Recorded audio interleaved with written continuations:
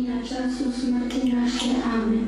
Zdravo Marijo, milosti puna, Gospodin s tobom, blagoslovljena ti među ženama i blagoslovljen plod utrobe tvoje, Isus, koga si djevice u hramu prikazala.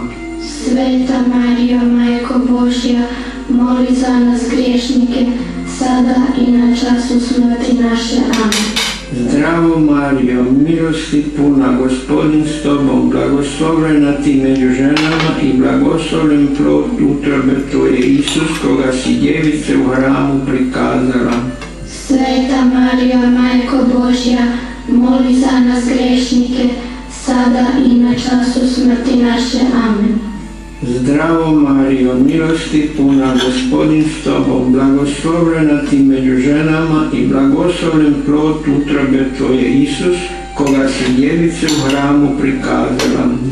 Sveta Marijo, Majko Božja, moli za nas griješnike, sada i na času smrti naše. Amen.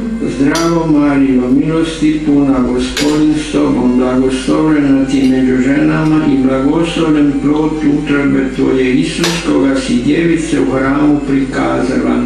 Sveta Marijo, Majko Božja, moli za nas griješnike, sada i na času smrti naše. Amen.